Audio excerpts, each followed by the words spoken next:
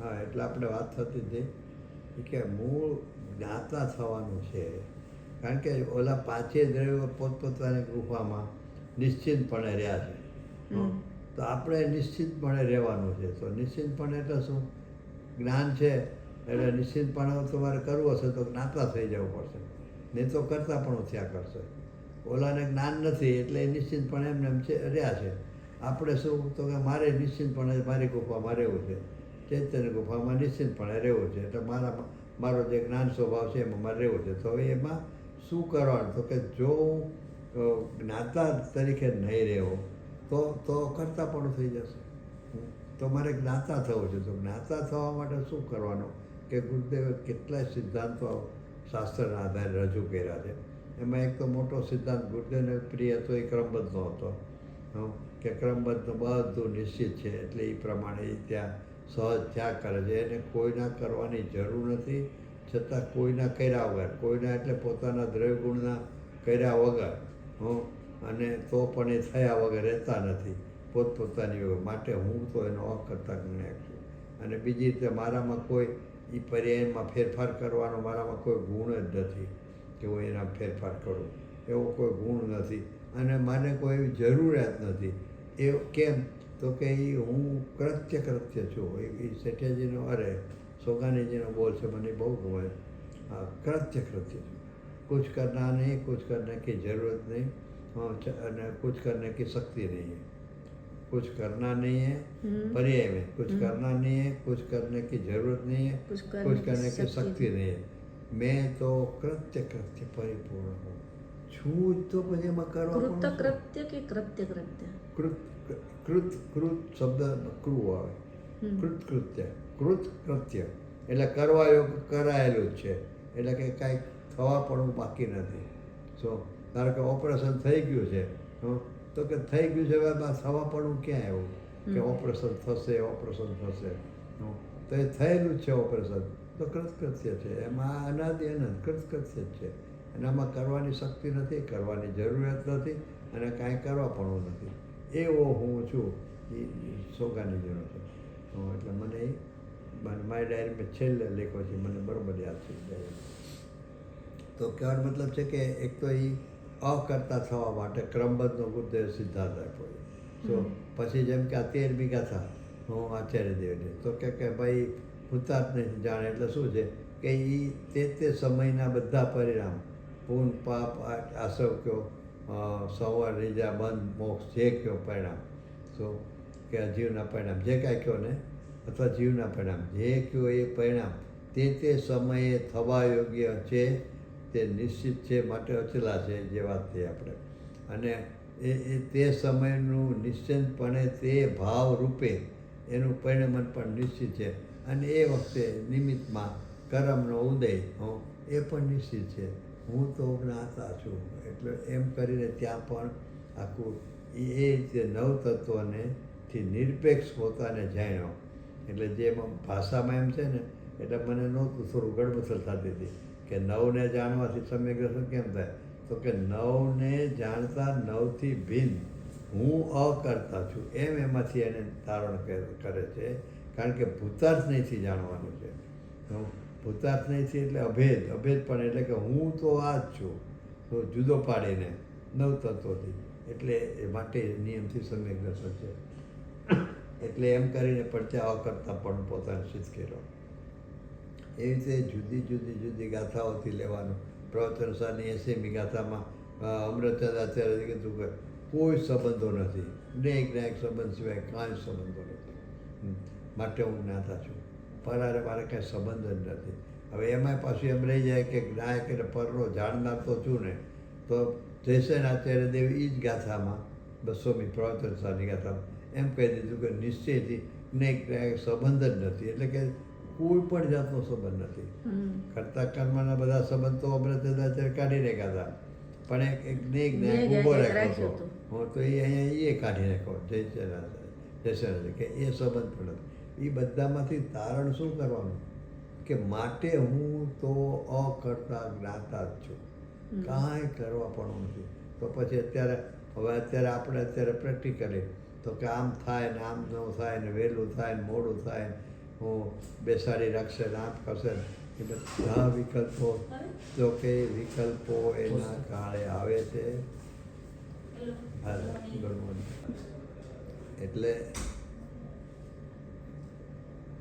એક વિકલ્પ પણ જે કોઈ આવ્યો ને તો આપણને એમ થાય કે તો આવો વિકલ્પ કરીએ છીએ, આમ છે એમ કરીને પણ વિકલ્પ ખસેડવાના કરતા થઈએ.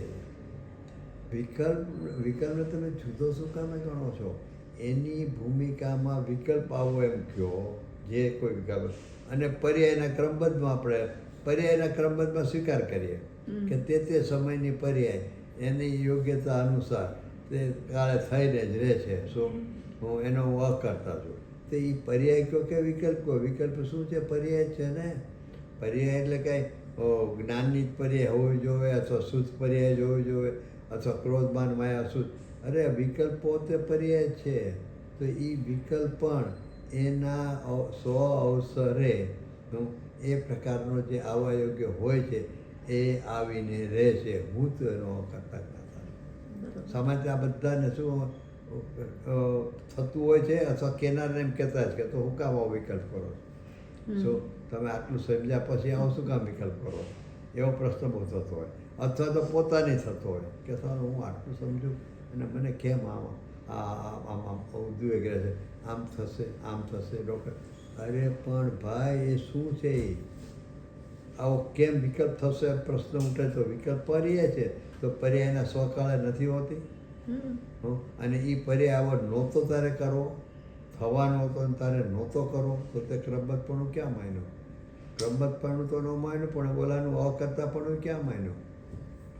એટલે વિકલ્પનો એ કરતા આખો દી થયા કરે છે, એને એમ જ થયા કરે કે હું તો તત્વની વિચારણા કરું છું. હા, મને આવા પરિણામ ન હોય, આવો વિકલ્પ કેમ મને થયો, આવો વિકલ્પ મને કેમ થયો? તમને આટલું બધું ક્રમબદ્ધનું છે તો એમ ગુરુદેવ 5:30નો ટાઈમ આપે વિહારનો અને 5:15 નીકળી જાય. એના પણ 5:15 નીકળવું એ પણ એના ક્રમબદ્ધ. 5:30 જાહેરાત થઈ હતી 5:30ની, એ વખતે 5:30 અને પછી 5:15 નીકળવું છે એ વિકલ્પ હતો. તો એ 5:15નો વિકલ્પ આવ્યો અને એ કાર્ય 5:15 થવાનું હતું. ભૂતગલમાં ક્રમબદ્ધ તો છે જ ને. તે ક્રિયાવાતી શક્તિથી એની હિસાબે થયું, અને જીવની યોગ્યતામાં ક્રિયાવાતી શક્તિથી એ નીકળવાનો કાળ હતો. તો 5:15 નીકળ્યા. એમાં ક્રમબદ્ધ માને છે અને 5:30ને બદલે 5:15 શું કામે નીકળ્યા એવા જે પ્રશ્ન કરે છે ને, અને માણસોના થતું જ હોય. એટલે ખરેખર એ કરતા પણ જ એને માન્યું, ફેરફાર કરતા પણ જ માન્યું કે તમે જો ફેરફાર કરતા ક્રમબદ્ધ કરો છો અને પરિણામ જ ફેરફાર ક્યારે કરો? અરે એ નથી ફેરફાર કરતા. હા, એ પર્યાય પોતે જ ક્રમબદ્ધ છે. જ્ઞાની છે ને, ગુરુદેવ કહેતા કે પેલો પ્લેગનો રોગ નીકળે ને તો જ્ઞાની ગામ છોડી ભાગી જાય. કંઈક રામજીભાઈ કંઈક પૂછે તો સૌથી પહેલો ભાગી જાય. પણ સૌથી પહેલો ભાગી જવો એ કાર્ય થવા યોગ્ય તો એ શું છે? એ તો જ્ઞાતા જ છે. એ કેમ પોતે કરતા થઈને નથી ભાગી જતો. ભલે અસ્થિરતાનો રાગ છે, નિર્ણય કરે છે, જવું છે, ભાગે બધું, પણ એ જ્ઞાતા રહીને બધું છે. એનાથી ભીલ પણ તો એનું ધારા પ્રવાહ ચાલુ જ છે અને એ કાર્ય થાય છે. તો આપણને શું થાય કે આમ કેમ કર્યું, આમ કેમ કર્યું, એટલે આપણને છે ને ફેરફાર કરવી જ દેખાય છે જ્યાં હોય ને. હવે ચલો જ્ઞાનીની વાત જવા દો, પણ આપણે તો નિર્ણય કરવો છે ને અકર્તાપણાનો. તો આપણે અકર્તાપણાનો નિર્ણય કરવો છે ને એમાં આપણે આ વિકલ્પ જ્યાં જ્યાં આવે છે જે જાતના એ જે આપણે ઈચ્છતાનો એવો વિકલ્પ આવે. બાપુજીના જે પ્રેરણાના બોલમાં જે છે કે અશુભ ભાવ જે છે ક્રોધાદી, એમ કે અરે આ મારે થઈ ગયા, મારે કરવા નહોતા અને થઈ ગયા. એટલે કરવા નહોતા એમ થઈ ગયા એ અશુભ ભાવમાં સ્વીકારે છે, અને શુભ ભાવમાં મેં કર્યા, મેં આ સ્વાધ્યાય કરી, મેં આમ કર્યું, મેં આમ વિચારણા કરી, મેં આમ સમજાવ્યું, મેં ભગવાન આગળ ગયો. તો ન્યાય કરતા થઈને ઉપર એટલે ભાઈ એ કોઈ પણ જાતના વિકલ્પ છે. મને એના માટે આનો એક શબ્દ બહુ ગમે છે, અનિલ ભીંડવાળાનો. એ કહે કે જે ભૂમિકા અનુસારના વિકલ્પને ક્રમબદ્ધ થતો નથી દેખતો ને એ ક્રમબદ્ધને ક્યાં સમજો છે? એની ભૂમિકામાં જે જાતનો વિકલ્પ આવવાની યોગ્યતા છે એ વિકલ્પ આવે છે, એ ક્રમબદ્ધ છે, એનો આવે છે ક્રમબદ્ધ અનુસાર. તો હું એનો અકર્તા જ્ઞાતા છું એમ સ્વીકારવાના બદલે એને નિષેધ, અરે આવો મને વિકલ્પ કેમ આવ્યો, આવો મને વિકલ્પ કેમ આવ્યો. સો ભાવનાની દ્રષ્ટિએ એને નિષેધ હોય, પણ એ ભાવનાની દ્રષ્ટિએ નિષેધ છે ને, એ નિષેધ એ વિકલ્પ છે ને એ એની યોગ્યતા અનુસાર એને સ્વકાળ આવ્યો છે. દાખલા તરીકે તને દુઃખ થયું મારે નહોતું કેવું, મેં તને કહી દીધું. તને એમ થાય કે હું હર્ટ થઈ, હું એમ તને થાય તો મેં તને કહી દીધું. પછી મને એમ થાય અરે હું કામ કાંઈ હું આવું હસવાનું શું કામ હોય, મારે તો મજાક કરી હતી ને એને દુઃખ થયું, હું એમ મને ખેદ થયો. તો એમાં શું છે, ઓલો મારે વિકલ્પ નહોતો કરવો એમ. એ ભાવનામાં એમ છે કે ભાઈ મારા નિમિત્તે આ થયું બરાબર નથી, પણ એ વિકલ્પ થવા યોગ્ય હતો એટલે થયો છે. અને અત્યારે એનો નિષેધ વર્તે કે ભાઈ મારે આ કરવા આ જરૂર નહોતી, ખોટે ખોટું મેં મજાક કરી. સો આવા ટાણે મજાક ન કરે હોસ્પિટલમાં. હું એને એમ થાય કે તમે અત્યારે ત્યાં જાઓ છો ઓપરેશનમાં ને કાંઈક આવું બધું બોલો છો, એટલે એને હર્ટ થાય. આપણે એ મજાક નહોતી કરી, પણ એવો નિષેધ વર્તે એ વિકલ્પ થવા યોગ્ય હતો. પાછું કહેવાનું જોવાનું એ છે કે વિકલ્પ આવ્યો, કાર્ય એ પ્રમાણે થતું જ નથી, એ સ્વતંત્ર છે કાર્ય. તો એટલે આપણને શું થાય કે મેં વિકલ્પ કર્યો એટલે દુઃખ છે, પણ એ વિકલ્પ આવો અલગ છે, એને ત્રીજો પોઈન્ટ અલગ કીધો. છે. હા, એને ત્રીજો પોઈન્ટ કીધો. એ કે ખરેખર તો મૂળ વાત તો એવું છે કે મેં આવી મજાક એને કરી અને એને એટલે દુઃખ થયું. તો વિકલ્પ અનુસાર તો સામે કાર્ય થતું જ નથી, તેની યોગ્યતામાં દુઃખ થવાનું હતું એટલે થયું. એટલે મેં વિકલ્પ કર્યો એટલે દુઃખ થયું. મેં આને ટોન્ટમાં આવી મજાક શું કામ કરી, એને દુઃખ થાય. તો એમાં એને પોતાને કરતા માન્યો. એને ભાવનાની દ્રષ્ટિએ એને નિષેધ હોય કે ના મારે આવું નહોતું કરવું જોઈતું. સો પણ પછી એને જ્ઞાનમાં તો એ નિર્ણય હોય છે કે ભાઈ ભલે મને એમ થાય કે ભાઈ આને દુઃખ થયું, નિમિત્તિક સંબંધથી વિચારું તો એવું મારે નહોતું કરે, પણ ખરેખર શું થયું છે, ખરેખર આ બધું થવા યોગ્ય જે 13મી ગાથા છે ને, થવા યોગ્ય થાય છે, જાણનારો જણાય છે. સો એ જે આ સ્લોગન મને સાચું તો આ લાલુભાઈ એનું ઘરનું સ્લોગન ક્યાંથી કાઢ્યું, પણ એ તારંગામાં જ્યારે 13મી ગાથા મને સમજાણીને ત્યારે મને ખ્યાલમાં આવ્યું ઠીક આ લાલુભાઈ આ કામમાંથી કાઢ્યું છે. ત્યાં થવા યોગ્ય થાય છે એ શબ્દ આચાર્ય દેવના ટીકાકાર હમણાં ભૂતાર્થથી જાણવાની વાત આવે ને તો કે એ પર્યાયો થવા યોગ્ય થાય છે. બસ ત્યારે પછી નિરપેક્ષ જે રહી ગયો હું તો જાણનારો છું, અને એ જાણનારો મને જણાય છે. ઓલા થવા યોગ્ય થાય છે એ બહાર રહી ગયા. થવા યોગ્ય થાય છે ને હું એને જાણું છું એમ નહીં, થવા યોગ્ય થાય છે ને જાણનારો કરતાં નાયક એ જણાય છે. બસ મને એ જ પ્રસિદ્ધ થઈ રહ્યો છે કે મારો નાયક હું જાણનારો જે જાણું એ જાણવું જેના આધારે થઈ રહ્યું છે, જેના આધારે, જેને ગંગોત્રી કહે ને, તો એ જેના આધારે થઈ રહ્યું છે બસ એ હું છું. એટલે કે એ મને જણાઈ રહ્યો છે, એ હું છું. એટલે કે જાણનારો જણાઈ રહ્યો છે, થવા યોગ્ય થાય છે. એટલે એનો શું થયો કે કોઈ પણ વિકલ્પના કાળે પણ તમે આવો વિકલ્પ કેમ કર્યો જે આપણને એવું લાગે કે સિદ્ધાંતથી વિરુદ્ધ હોય. વિરુદ્ધ કહેતા કે એક દ્રવ્ય બીજા દ્રવ્યને કાંઈ કરતું નથી તો તમે ક્રોધ કેમ કર્યો એના ઉપર. તો ભલે તમે આટલી વાતો કરો એક દ્રવ્ય બીજાને અડતું નથી અને તમે આટલો ક્રોધ કર્યો. તો એ એમ લાગે કે ઓહો મેં તો સિદ્ધાંત વિરુદ્ધ ક્યાંક કરી નાખ્યો. અરે ભાઈ એ બધું થવા યોગ્ય જ થાય છે. એના નિર્ણયમાં જે છે, નિર્ણય કહેતા અનુભવવાળો નિર્ણય નથી, પણ એને બેઠું છે ગુરુદેવના પ્રતાપે, શાસ્ત્રના આધારે જે બેઠું છે કે એક દ્રવ્ય બીજા દ્રવ્યનો અકર્તા છે, કિંચિત માત્ર કરતો નથી, એવું જે જ્ઞાનમાં એને સ્વીકાર આવ્યો છે. એને અને એનું જોડાણ પાછું આવું છે. એને બરાબર ન હોય તો ક્રોધ કરે, સારું હોય તો પ્રસન્નતા બતાવે, એ બધું તો કે એ બધું છે ને બધું બીજાને એમ લાગે અથવા પોતાને એનું ખેદ થાય તો કે ભાઈ એ બધું થવા યોગ્ય થાય છે.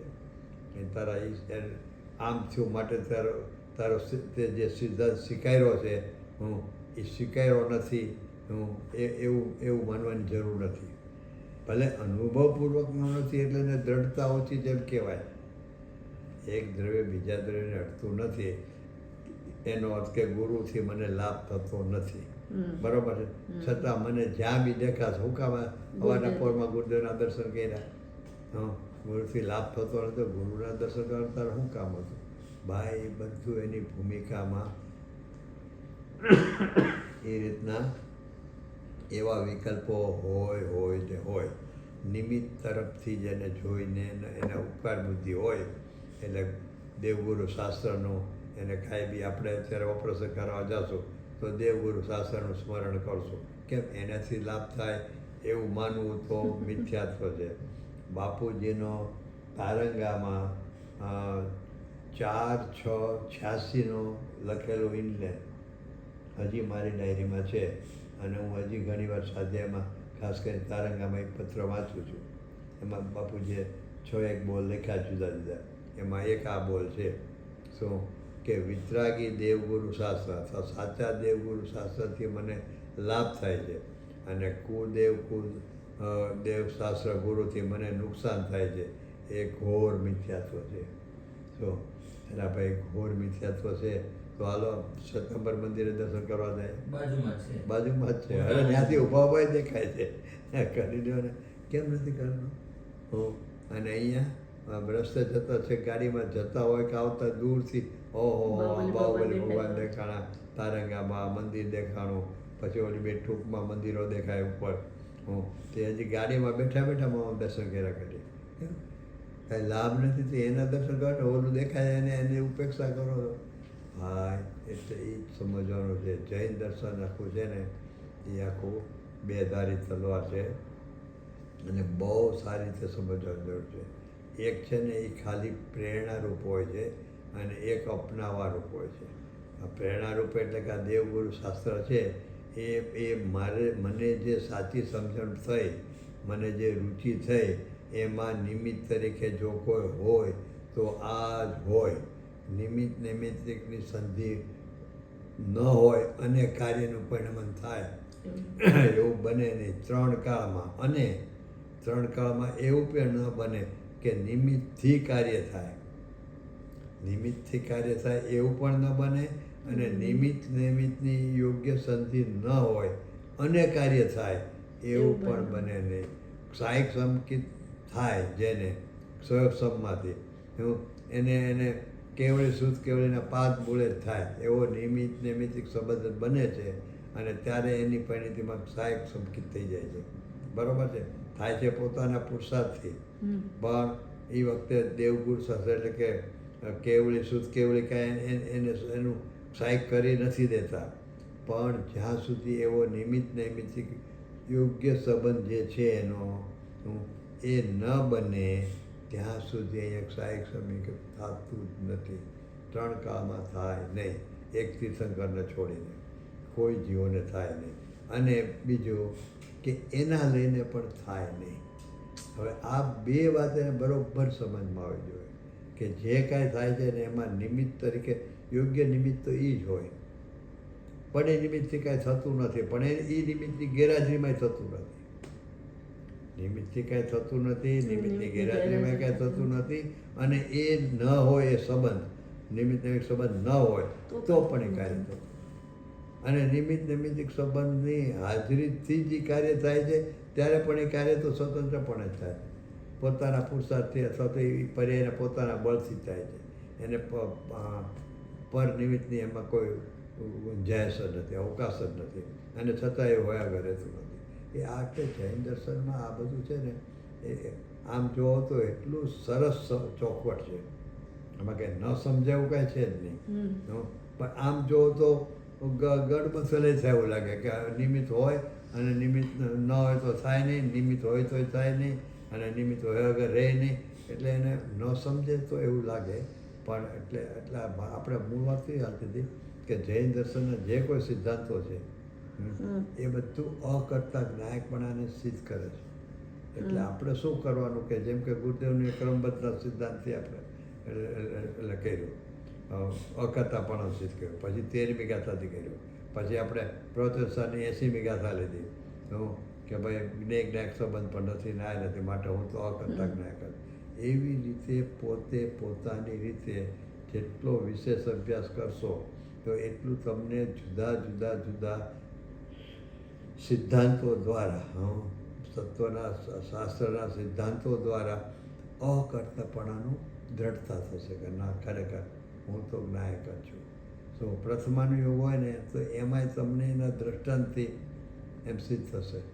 દ્રષ્ટાંતથી કે ભાઈ જો આ દ્રષ્ટાંત એમ સિદ્ધ કરે છે કે એ વખતે નિમિત્ત આવું જ હોય છે અને નિમિત્ત હોવા છતાં એ નિમિત્ત કાંઈ કરતું નથી.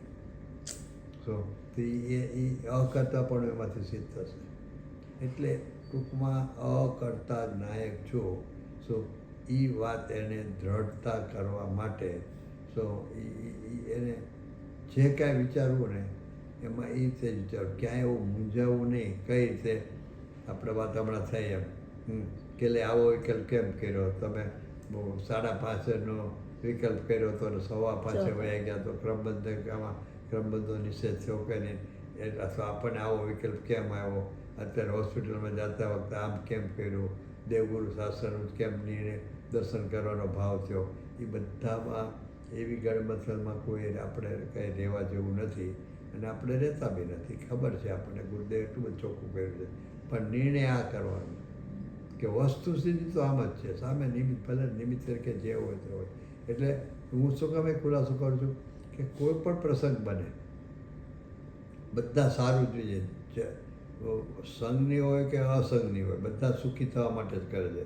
કીડી આમથી આમ દોડા કરતી એ દુઃખી થવા માટે કરતી હોય ને તો પાણી આમ જરાક ટપું મૂકો તો એની હામી નહીં જાય, લાલ કીડી તો નહીં જ જાય, કારણ કે પાણી નડે જ મરી જાય લાલ કીડી, બરાબર ને.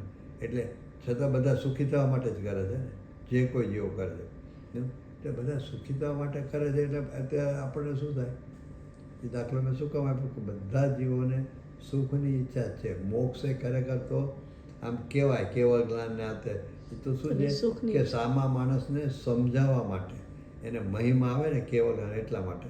પણ ખરેખર તો શું છે ખબર હું જ્ઞાનની વિશેષતા હોય તે આપણને શું ફેર પડ્યો, આપણને તો સુખ જોવે છે.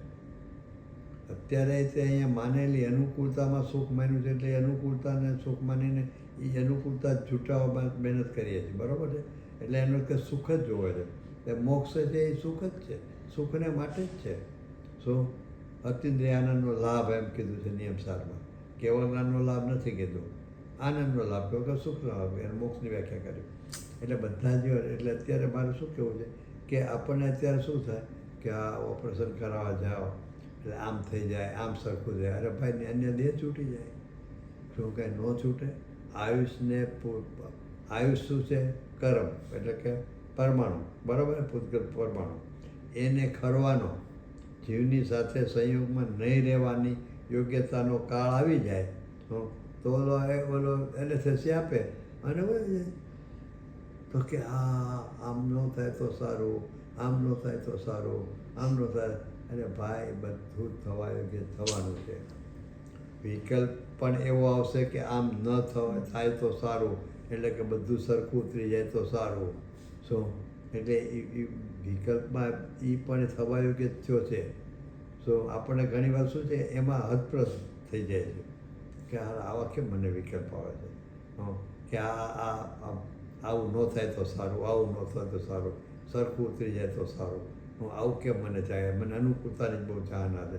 અને ભાઈ એ થવા યોગ્ય વિકલ્પ છે ને એ થયો છે. સો હું તો જ્ઞાનથી એટલો નિર્ણય કરવા પ્રયત્ન કરું છું કે મને અનુકૂળતામાં સુખની ચાહના છે એ કેમ ઓછી થાય. સો કે બેની ભિન્નતા સ્વીકારેથી હું અને એમાં સુખ નથી. હું એ બધું હું ગુરુદેવને શાસ્ત્રના આધારે નિર્ણય કરવા પ્રયત્ન કરું છું. બાકી વિકલ્પ તો હજી જ્યાં સુધી એટલી દ્રઢતા નથી તે નિર્ણયમાં, ત્યાં સુધી એ જાતના જ અનુકૂળતાના જ વિકલ્પો આવશે. તો જ્ઞાની થયા પછી પણ અનુકૂળતાની ચાહનાના વિકલ્પ આવે છે, ભલે અસ્થિરતાજન્ય પણ આવે છે. તો આપણી ભૂમિકામાં તો એમાં મુમુક્ષુને માટે તો બહુ વિચારવા જેવું છે કે બહુ હતપ્રસ નાસી પાસે થઈ જવા જેવું નથી બહુ.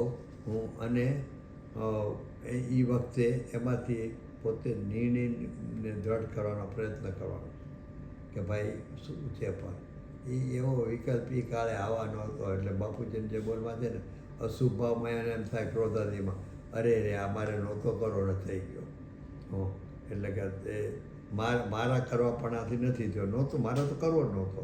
તો કે ભાઈ એ જ વસ્તુ શુભભાવમાં લે ને. મારે નહોતો કરવો નથી એને બદલે મેં કર્યો કેમ થાય છે? બસ તો એ અશુભ ભાવમાં જેમ નિષેધ આવે છે, નહોતો કરવો ને થઈ ગયો અમુક પ્રકારના, એમ અહીંયા તેને એમ લેવાનું ને કે શુભ ભાવમાં પણ હવે શુભ ને અશુભ શબ્દ આપણે એટલા પ્રચલિત થઈ ગયા ને એટલે આપણે ઓલો વિકલ્પ શબ્દમાં ગોટાળો થાય છે. એટલે આવો વિકલ્પ કેમ આવ્યો? પણ એ તો વિકલ્પ છે, શુભ કે અશુભ વાળો જ છે. તો તું શુભમાંય તું કહે છો કે મારા કરતાપણા વગર થયો છે, અને અશુભમાંય તું મારા કરતાપણા, એનો અર્થ કે વિકલ્પ માત્ર. મારી ભૂમિકાને યોગ્ય અથવા અયોગ્ય જે કાંઈ વિકલ્પ પૂછ્યો મારી ભૂમિકામાં, એ પણ એ વિકલ્પ હું એ શુભ કે શુભરૂપ જ છે. તો કે એ પણ થવાયું કે છે, એ થયો છે. એમ કરીને એને એનું અકર્તાપણું નિર્ણય કરવાનો છે. માં ક્યાંય મૂંઝાવાનું નથી. અને રહી વાત ઓપરેશનની, તો એ પણ એ બધું જે ડૉક્ટરને ભૂલ થઈ થાય. તો કે હા, ડૉક્ટરને ભૂલથી કેટલાય મરે છે? તો કે ભાઈ ડૉક્ટરની ભૂલથી કોઈ મરતું નથી. ડૉક્ટરની ભૂલ થવા યોગ્યથી થાય છે. હોય એટલે ખાલી 5 સમય જે કે ને ભેગા થવાના, 5 સમયના ભેગા કરવાના છે. એ વખતે એ નિમિત્ત તરીકે હોય ને હોય. ભૂલ થઈ છે એ વાત સાવ સાચી, પણ એ ડૉક્ટરના ખાતામાં જાય છે. એને અને આને મરવાને કાંઈ જ લેવા દેવા નથી. તો મરવાની યોગ્યતાથી મરે છે. અને એ વસ્તુમાં ક્રમબદ્ધી આવી જાય, નિમિત્ત ઉપાદાને આવી જાય, આ સમય તો છે ને લોકો આપણે તો જે પહેલો જ લેખ લખ્યો છે ને અકર્તાપણાની સિદ્ધિ, શુદ્ધાત્મા સ્વરૂપનો બીજા ભાગમાં પહેલો જ લેખ છે. એમાં બધું એટલું બધું ચર્ચા કરી છે. મને તો એ થાય કે કેટલાકના વાંચ્યા પછી એમ જો પ્રશ્ન ઉઠતો હોય ને તો મને બહુ આશ્ચર્ય થાય. એમાં મેં કેટલાનું લીધું છે. રાજબલજીએ લીધું કે સહજ સાધ્ય છે, પુરુષાર્થ સાધ્ય નથી, સમ્યક દર્શન પણ એમાં બધું લીધું કે ખાલી સમ્યક દર્શન નહીં, શુભ ને અશુભ બધા પરિણામ આવી ગયા. તો ઉત્કૃષ્ટની વાત કરી, પણ કેવળ જ્ઞાન છે ને સહજ સાધ્ય છે. કારણ કે શ્રેણી માંડેથી સહજ સાધ્ય છે કે પુરુષાર્થ સાધ્ય છે? જો પુરુષાર્થ સાધ્ય હોય તો બધા સપક શ્રેણી જ માંડે, ઉપસમ શ્રેણીની હયાતી જ ન હોય, બધા મોક્ષ જ વયા જાય. એટલે ભાઈ બધું સહજ સાધ્ય છે એનું સમજાવ્યું છે. તો 5 સમયમાં શું કીધું છે તો એ ત્યાં ખુલાસા કર્યા છે. પછી ક્રમબદ્ધમાં શું કીધું છે તો એ એમાં લીધું છે. અને શ્રીમદજીનું લીધું છે, કરો સત્ય પચાસ. સત્ય એટલે કાકા કે જો એ લીધું પુરુષાર્થ કરો. હું જ કાકા કે પણ મેં કીધું એક શબ્દ વાપરો છે શ્રીમદજી, કરો સત્ય પુરુષાર્થ. તમે જે પુરુષાર્થ કરવાની વ્યાખ્યા કરો છો એ નથી એમણે લીધી, એમને સત્યની એટલે કે અકર્તાપણાની લીધી છે. એટલે જે ગુરુદેવ ક્રમબદ્ધમાં કહે છે કે રાજબલજી કહે છે સહસાધ્ય, એને સત્ય શબ્દ વાપરીને એમાં એ ગંભીરતા પડી છે. એટલે એવા બધા મેં એટલા ખુલાસા કરીને અકર્તાપણું સિદ્ધ કર્યું છે. તો એ વાંચ્યા પછી મને એમ થાય કે કોઈ પ્રશ્ન જ ન ઉઠવા જોઈએ. દ્રઢતા થતાં વાર લાગે. મેં લખાને આજ વર્ષો થઈ ગયા, એટલી અકર્તાપણની દ્રઢતા થતાં વાર લાગે એ વસ્તુ જુદી છે. પણ અકર્તાપણા સંબંધીનો એને સંશય તો ન રહેવો જોઈએ ને. એટલી એમાં છણાવટ કરી છે 13 પાના કાંઈ ભરીને. પછી 5 સમય તમે ઔરંગાબાદ લીધા તો એ બહુ ગજબ, હિન્દીમાં લીધા છે. એ 5 સમય પણ એમાં બહુ વિસ્તારથી. અને આજે મેં 4 કલાક આની ઉપર મેં 2017માં મોનામાં અમેરિકા કોન્ફરન્સમાં 4 કલાક આ વિષય ઉપર લીધા હતા. પછી લેખ લખ્યો છે.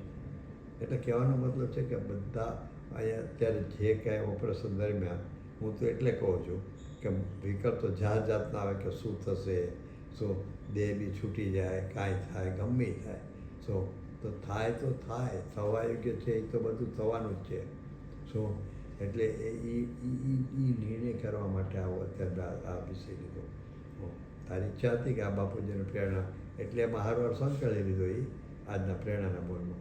પણ મૂળ તો એક અત્યારે ઓપરેશનમાં 11:15નો ટાઈમ છે, થવા યોગ્ય થવાનું જ છે. એ શરીરની જે સ્થિતિ થવાની હશે એ થશે. અને બધા જીવો સુખની જ કલ્પના કરીને જાય છે. પહેલી વાર ઓપરેશન કરાવ્યું ત્યારે એમ હતું કે લેફ્ટ કિડનીનું થઈ ગયું, હવે પથરીનું ગયું કામ, હાલો પતી ગયું. ત્યાં વળી 8 મહિના થયા, ત્યાં રાઈટ કિડનીનું પથરી રહ્યું. તો ઈચ્છા સુખ તો કલ્પના કઈ કરી હતી, પહેલી વાર થયું એટલે જરા પૂરું થઈ ગયું, હવે મને નહીં આવે. ત્યાં બીજી વારે થયું, એ પતી ગયું. તો ઓચિંતાની લેવા દેવા વગર ક્યાંકમાંથી ક્યાંક થઈ ગયું બહાર, અને ત્રીજી વાર ચાલુ થયું. બરાબર. એટલે કલ્પના શું હોય કે બધું સરખું થઈ જાય. એકવાર તો દાખલ થઈ આવ્યા, ઓપરેશન કે પાછા વળતેથી કે ભાઈ થાય એવું નથી, હવે આજ પાછું કરે છે. હવે જે થવા યોગ્ય છે એ થશે, આરએસથી થશે કે ઓલું થશે, જે થવા યોગ્ય છે. અને એ બે કરતાં સ્વર્ગે જવાનું જગ્યા ખાલી થઈ હોય તો જાજી વાતો ને ખાલી રહેતી નથી સ્વર્ગમાં. સો અને આપણે આપણી એવી સમજણ છે કે ગુરુદેવ આગળ જે રીતે આખી જિંદગી ગઈ છે એમાં ભલે બીજા અશુભાવો થયા હોય, પણ આખી જિંદગીમાં જે રીતે ગુરુદેવના પ્રતાપે, ગુરુદેવની કરુણાથી જે આપણે પામ્યા અને એની સામે આપણે જેટલું કર્યું છે, તો એમ થાય કે આપણે એમ થાય કે સ્વર્ગમાં જશું. બરાબર. એટલે આપણી 3 પેઢી અહીંયા સોનગઢે બાપુજી ગયા ત્યારે કાકા કહેતા હતા કે એ તો બાપુજી દે સ્વર્ગમાં પહોંચી ગયા, લીલા લહેર કરે, આપણે દુઃખીદારનું કામ છે. એટલે એવી આપણી ગણતરી હોય કલ્પનાથી, બાકી તો બધું લેશિયાર સંબંધવાળો છે પૂર્ણપાપનું. પણ એમાં ક્યાંય હું છું જ નહીં, કઈ ગતિમાં ગયો ને ન ગયો એ છું જ નહીં. ગતિ યાર કાંઈ લેવા દેવા જ નથી. એ તો ખાલી એક વ્યવહારથી આ બધી નિમિત્ત સંબંધથી બધી વાતો થાય, બાકી કાંઈ લેવા દે. હું જ્યાં છું ત્યાં છું, જે ઓલો બોલ છે ને તે રાખ્યો છે ઓલા સ્લોગનમાં, હું જેમાં નથી તે હું છું. બસ એ જ હું છું. કઈ ગતિ હોય, શું હોય, ઓપરેશન થિયેટરમાં શું થયું શું નહીં, જે થવું જેમ થવું હોય થાય. હું તો જ્ઞાતા છું. અને વિયોગ જે થવાનો હોય તો તમને કંઈ રાખું છું, તો એમાં શું હતું? એ વિયોગ પણ સંયોગ ને વિયોગ ક્યાં લેવા દેવા જ નથી કાંઈ. નથી સંયોગ કે નથી વિયોગ, શું છે? કલ્પના માત્ર છે. એ વિકલ્પોમાં શું કામ ઉલઝવું?